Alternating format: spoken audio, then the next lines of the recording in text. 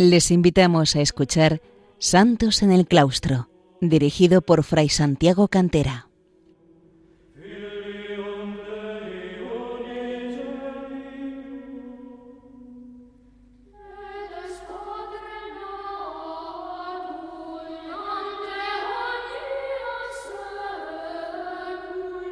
Bienvenidos, queridos oyentes de Radio María, a un nuevo programa de Santos en el Claustro, en el que entre mi hermana Margarita y yo vamos viendo la vida de monjes y monjas que han destacado por su santidad en la vida monástica a lo largo de los siglos, desde el siglo IV fundamentalmente hasta nuestros días, tanto en su vertiente eremítica o anacorética solitaria, como en su vertiente cenobítica comunitaria, o en las formas combinadas de ambas. Estábamos viendo la semana pasada la vida de un monje cenobita que pasó a ermitaño, un monje benedictino de Montserrat, Fray Pedro Alonso o Alfonso de Burgos. El nombre es Pedro, Alonso o Alfonso es propiamente apellido. Pues continuábamos viendo, habíamos hablado un poco de cómo vivían estos monjes ermitaños en la época de Fray Pedro Alonso de Burgos y continuamos viendo un poco sobre la vida de ellos y en concreto de este personaje del siglo XVI español que estuvo en el entorno del emperador Carlos V de Alemania, primero de España. Siguiendo en gran medida lo que de él nos cuenta Ernesto Zaragoza Pascual, egregio historiador que ha conocido muy bien todo lo que es la historia de la congregación benedictina de San Benito el Real de Valladolid y de la abadía de Montserrat. Él mismo nos dice que los que ingresaban para ser ermitaños en Montserrat, antes de pasar a ocupar una ermita, habían de estar por lo menos 7 años en el monasterio, viviendo como cenobitas. Por esto que habíamos comentado que dice también el primer capítulo de la regla de San Benito cuando nos habla de los géneros de monjes. Allí, como cenobitas, en estos 7 años de formación, se empleaban en oficios humildes, se preparaban para la vida solitaria o eremítica. Como dice San Benito, no se debe dejar llevar uno por un fervor novicio, sino probado ya en la vida cenobítica para poder luchar él solo en una vida virtuosa contra los vicios, las tentaciones, los ataques del demonio. Pues además de estos ermitaños, había también, como el caso de Fray Pedro Alonso de Burgos, como hemos visto, otros que eran monjes cenobitas y que con licencia del abad pasaban a la vida eremítica, es decir, había los que entraban ya pensando ser ermitaños, pero tenían que formarse primero 7 años en una vida cenobítica en el monasterio, y los que, no obstante, ingresando con la idea de ser monjes cenobitas, monjes de vida de comunidad, después pasaban a la vida eremítica. El superior de los ermitaños era el propio abad del monasterio, el padre abad, pero les gobernaba por medio de un monje al que llamaban el padre vicario, que era también su director espiritual, además de su superior inmediato entre el abad y ellos. El vicario les gobernaba conforme a las constituciones dadas por Fray García de Cisneros y con las directrices del abad. Celebraba para ellos la misa los domingos y fiestas, les predicaba, corregía sus faltas en los capítulos de culpas y de ordinario también los confesaba. También, si ellos eran sacerdotes, celebraban ellos mismos también la Santa Misa. El padre vicario solía vivir en la ermita de San Benito, en la de Santa Ana, que estaba en un lugar equidistante de la mayoría de las ermitas y tenía un oratorio mejor, con una sillería de 12 asientos para que se pudieran reunir allí los ermitaños. Allí efectivamente se congregaban para recibir los sacramentos de la penitencia o reconciliación y de la Eucaristía, oír misa los domingos y fiestas fuera de las grandes festividades en que bajaban al monasterio para reunirse con la comunidad y oírla en la iglesia conventual.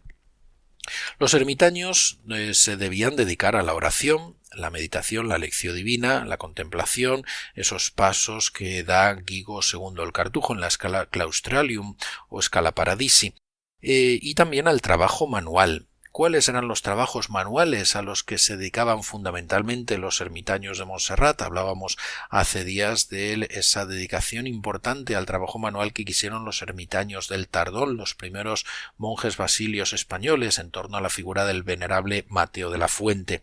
Pues los ermitaños benedictinos de Montserrat fundamentalmente habían de cultivar sus huertas, hacían cruces, cucharas de boj, también a veces pues esto lo regalaban a los visitantes, pero pensemos que Montserrat era lugar de asistencia de peregrinos, también a las ermitas, a los bienhechores también.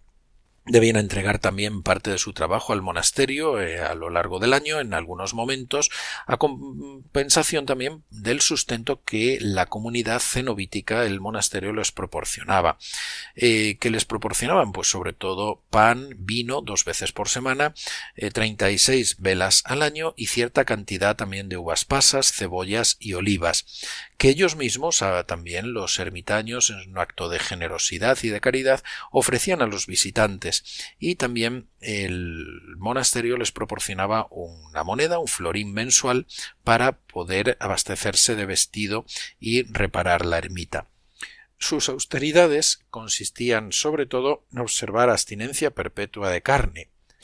Además, también ayunaban pues más de la mitad del año, como está prescrito en la Santa Regla de San Benito, la regla de monjes, desde la Santa Cruz el 14 de septiembre hasta Pascua aproximadamente.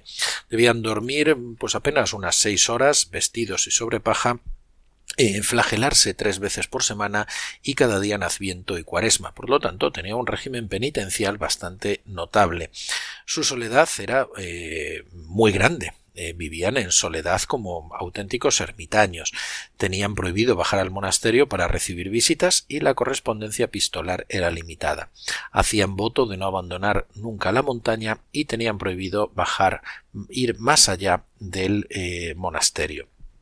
Su vestido era una túnica larga con escapulario y capucha y una capa larga, todo de color pardo, no negro como los monjes, y un cinturón de cuero. Pero los monjes ermitaños, sin embargo, esto es en cuanto a los ermitaños que desde un principio habían ido orientados a la vida eremítica, pero en cambio los monjes ermitaños, aquellos que habían vivido como cenobitas primero, porque habían ingresado con vocación cenobítica, pero luego descubrieron la vocación eremítica, los monjes ermitaños vestían en cambio la cogulla propia de los monjes benedictinos.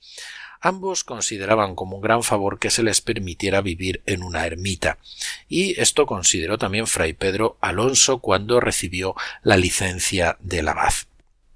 Si en el monasterio había encontrado monjes notables por santidad y por sabiduría, también los encontró entre los ermitaños, como algunos de ellos ya los conocía: Fray Benito de Toco, Fray Plácido de Salinas, Fray Dionisio de Plasencia, Fray Pedro de Monforte y Fray Bartolomé de Tolos, que habían pasado a la vida eremítica. Alguno de ellos, Fray Benito de Toco, sería abad de Montserrat y obispo de Vic, Gerona y Lérida, y Fray Pedro de Salinas sería general de la Congregación de Valladolid. También había otros ermitaños célebres.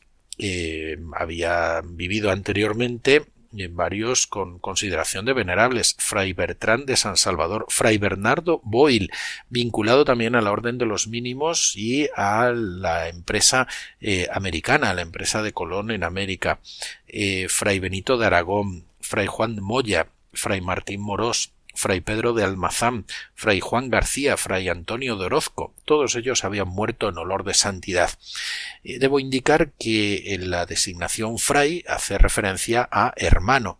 Los benedictinos no somos frailes, somos monjes, pero es verdad que en España utilizamos el término fray, que viene de frater, de hermano, y igual que los frailes, pero no somos frailes mendicantes, sino monjes de vida contemplativa. Abrazamos una vida monástica. Durante los 27 años que Fray Pedro permaneció en su retiro, tuvo por compañeros a varios monjes, entre ellos Fray Martín de Ansa, célebre por su penitencia, y otros que murieron también en olor de santidad: Fray Pedro de Castro Mocho, o Fray Lorenzo de Sevilla y Fray Diego de Oto. Además de estos, otros también más o menos notables. En esta vida de soledad, Fray Pedro Alonso de Burgos ansiaba sobre todo, como sabemos, una vida de soledad, de oración, de penitencia también, de contemplación, de poder leer y meditar intensamente la Sagrada Escritura, la Sagrada Biblia, los Santos Padres, los autores monásticos, y dedicarse a la vocación que Dios le había dado también para poder escribir en beneficio de las almas. Su vida de ermitaño era perfectamente ordenada. Se decía de él mismo decía que parecía un perpetuo reloj. Se levantaba mucho antes de la aurora, según nos cuenta Ernesto Zaragoza Pascual, siguiendo las descripciones de su vida, y después de 1 hora y media de meditación celebraba la Santa Misa, como sacerdote que era, a la que seguía 1 hora y media de lección divina, de esta lectura espiritual bajo la guía del Espíritu Santo y sobre todo de la Sagrada Escritura o también otros textos. A veces llegaban peregrinos a los que recibía con gran caridad e instruía con la sabiduría de que Dios le había dotado. Dedicaba el tiempo sobrante para escribir y al trabajo manual y, por supuesto, el oficio divino, las horas del oficio divino, que cumplía estrictamente, con plena observancia en los momentos que tenía que rezarlo. Hacia el mediodía preparaba la comida, pobre pero abundante, y después tenía una pequeña siesta. Luego pasaba al oratorio, rezaba vísperas, tenía 1 hora de meditación, oración mental. Pensemos que reciben toda la herencia, como hemos dicho en el programa anterior, de la devoción moderna. Y estamos en el siglo XVI español, se está acentuando mucho este aspecto de la oración mental y la meditación. Seguida esta hora de meditación, vísperas, hora de meditación y otra hora de lectura espiritual. Y otra media hora de meditación interrumpida solo, al igual que otros momentos, podía ser en todo caso para atender a los peregrinos. Al caer la tarde rezaba completas, hacía examen de conciencia y se acostaba. Y en la cama repetía la invocación del nombre de Jesús hasta conciliar el sueño, algo que nos lleva casi a pensar en algo muy parecido a los monjes del Oriente cristiano, del Oriente bizantino. Así era su vida en su ermita de Montserrat. Hacemos una pausa musical para escuchar a los niños de la Escolanía de Montserrat cantando una preciosa pieza a la Virgen de Montserrat que es Nigra Sum de Pau Casals, que hace referencia al carácter precisamente de color negro de la Virgen de Montserrat y toma por referencia textos del Cantar de los Cantares.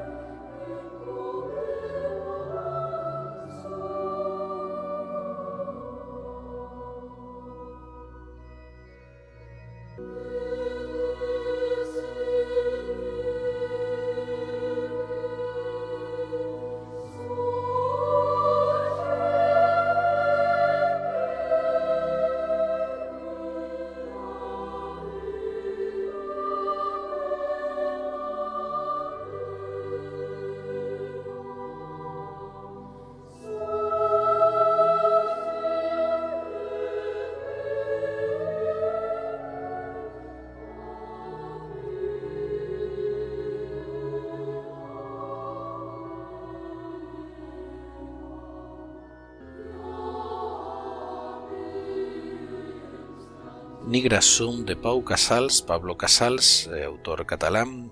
Acabamos de escuchar una pieza sacra para coro femenino y piano y órgano, compuesta en 1943 y dedicada a la Escolanía de Montserrat. Bien, pues continuamos con la vida de Fray Pedro Alonso de Burgos.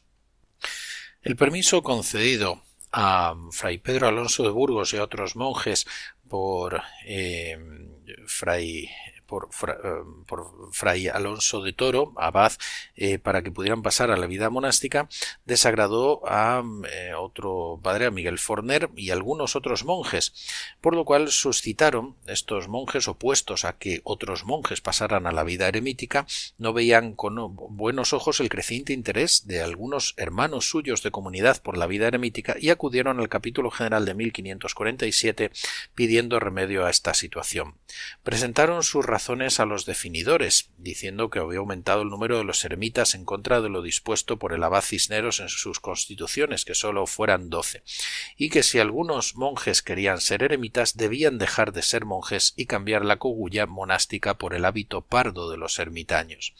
El capítulo general de la Congregación de Valladolid atendió los ruegos de estos monjes quejosos, ordenando que en adelante no hubiera más de 12 ermitaños, que ningún monje pudiera ser ermitaño sin licencia del general de la Congregación vallisoletana y que los que subieren a la montaña para ermitaños, pasado medio año, sean habidos por ermitaños perpetuamente por su vida, y no tengan voto activo ni pasivo en el convento, y cuando bajen anden en el convento los últimos y críen su barba larga, en lo cual el padre abad del dicho monasterio no pueda dispensar. De esta manera, Fray Pedro Alonso de Burgos fue despojado de la cogulla, se le obligó a vestir el hábito pardo de los ermitaños y a dejarse crecer la barba. A pesar de ello, en todas sus obras siempre se dice de sí mismo, firma como monje ermitaño. La disposición del capítulo general, en contra de lo establecido en las constituciones, que permitían este paso a la vida eremítica, no podía durar, y en efecto 3 años después, en el capítulo general de 1550, se volvió a lo dispuesto en las constituciones de Cisneros en este punto. Se pidió por parte de algunos monjes, pero no se les concedió. Los definidores ratificaron lo acordado en 1547, salvo lo concedido al padre Benito de Toco, porque había sido recibido en Montserrat con la condición de ser monje ermitaño a perpetuidad.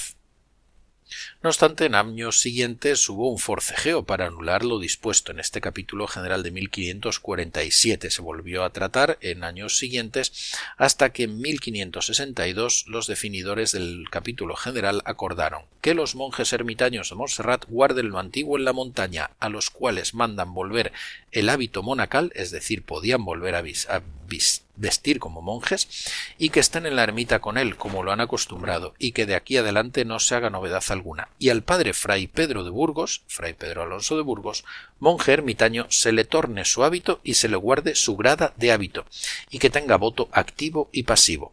Y lo mismo se concedió a los padres Fray Juan Piquer y Fray Pedro de Salinas. Por lo tanto, se hizo justicia, se les restituyó los deberes y los derechos a los que de los que se les habían privado. Todo esto, nos dice Ernesto Zaragoza Pascual, lo padeció Fray Pedro por amor a la vida eremítica y por no ser privado de su amada soledad, a la cual él llamaba paradisum voluptatis, el paraíso de la voluntad, del deseo. Su ideal eremítico se refleja en las palabras que dirige a la Virgen María, en la cual se ve el modelo de todos, el modelo de todos los estados de la vida cristiana, incluido el ceremítico. El eremítico dice: enseguida hiciste un pacto con la soledad, madre de las virtudes. Elegiste como compañeros el ayuno y las vigilias nocturnas, te desposaste con la oración ininterrumpida y tomaste para ti como gemas preciosísimas la lectura y la contemplación de las cosas divinas. Vivió así en su ermita, cambiando algunas, como sabemos y suponemos, por espacio de 27 años, y murió el 2 de mayo de 1572 en olor u opinión de santidad, dicen las crónicas, dejando mucha fama de santidad y letras no sólo entre los monjes, sino entre personas seglares que le vieron y trataron en Monserrate. Los cronistas benedictinos lo elogian como un monje y ermitaño obediente, caritativo, entregado a la lectura y a la oración, piadoso, asiduo en la contemplación. Sobresalió por su humildad. En sus libros siempre hablaba de un trabajo exiguo, de algo pequeño, un libelo, un tratadico, una humilde obrecilla, salida de pequeño vaso, producida de poca sabiduría, es decir, no buscaba darse importancia a sí mismo, sino que se mostraba como un autor humilde y sencillo. A su hermana Clara en una carta decía que ciencia ninguna o muy poca tengo. También su humanismo, su gran humanidad y su discreción lo manifestaba cuando aconsejaba a un novicio eremita, por ejemplo, acerca de la cantidad de alimento que debía tomar. Le decía: prepararás no unos pocos frutos, según solían los antiguos anacoretas, sino algo más, pues según San Gregorio Magno se refiere, sus hechos son más para admirar que para imitar. Además, entonces los cuerpos eran más robustos, los alimentos más sustanciosos y la gracia más abundante. Bastará si puedes decir como San Agustín: gracias, Señor, porque me enseñaste a acercarme a los alimentos como si fueran medicamentos. Y le recomendaba una siesta para la digestión. Tomarás en tus manos un librito piadoso y ligero, a fin de que te ayude a dormir un poco, pues esto aprovecha muchísimo para la salud del cerebro. Además de esta gran humanidad, fue un gran teólogo y un espíritu selecto, dice también Ernesto Zaragoza Pascual. Su teología, fundamentada en la Sagrada Escritura y en los santos padres y en los teólogos católicos más seguros. Su espiritualidad estaba anclada en la doctrina de la Iglesia. Estaba pendiente de la enseñanza también del Sacro Concilio de Trento y pendiente de que sus obras pasasen la censura eclesiástica. Fue también un maestro de la vida espiritual.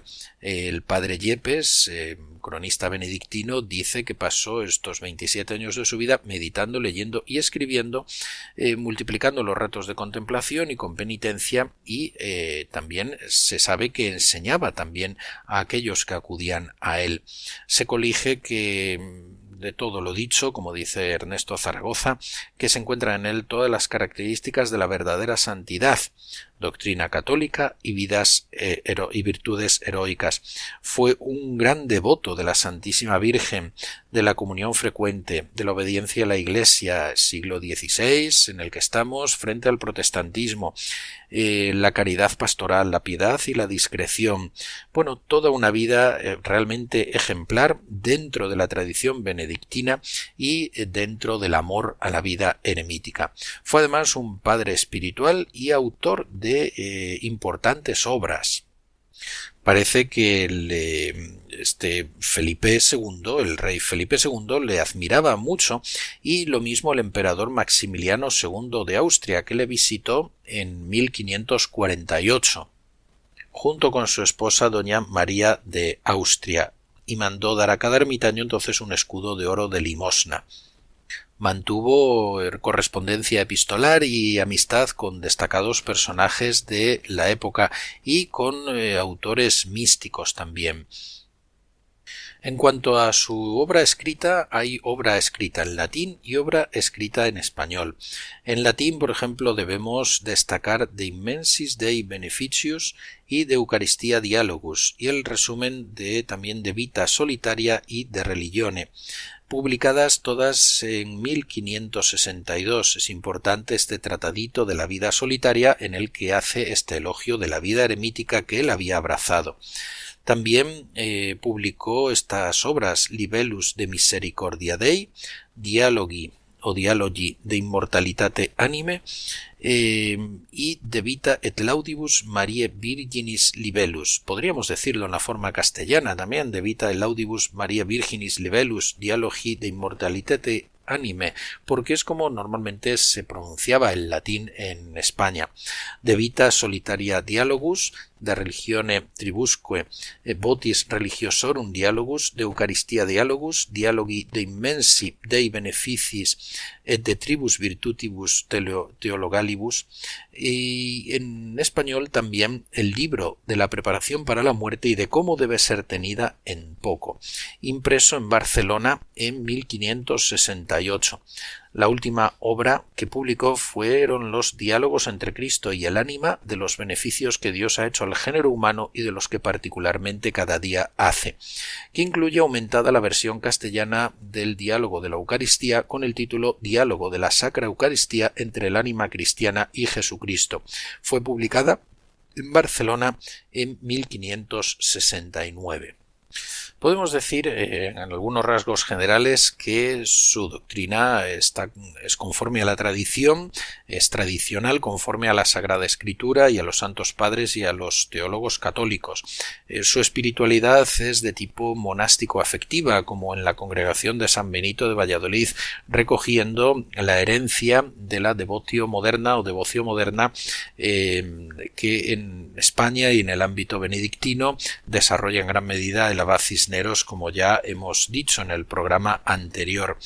Encarece el amor al propio Estado, la devoción a la Eucaristía, el valor del don de lágrimas, la exaltación de las virtudes, la contemplación, la perfección de la vida eremítica y la imitación de la Virgen María como modelo de todos los estados, incluso el de la vida eremítica, tal como hemos señalado. Por lo tanto, su espiritualidad está dentro de la escuela de la oración metódica benedictino-vallisoletana y en la vía del beneficio de Dios. Está enmarcado bien en la espiritualidad de los siglos XV y XVI españoles y dentro de esa corriente que en Montserrat y en buena parte de España desarrolla el abad Cisneros.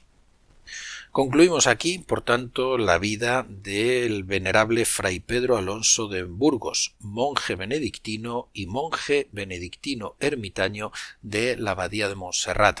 27 años de vida eremítica después de haber vivido también un notable periodo de su vida como monje cenobita en la abadía de Montserrat. Damos gracias a Dios por estas vidas de santidad, nos encomendamos a estos personajes de vida santa como el venerable Fray Pedro Alonso de Burgos. Como saben, pueden escuchar el programa de nuevo descargarlo en el podcast y si lo desean escribir a santosenelclaustro@radiomaria.es. Que Dios les bendiga.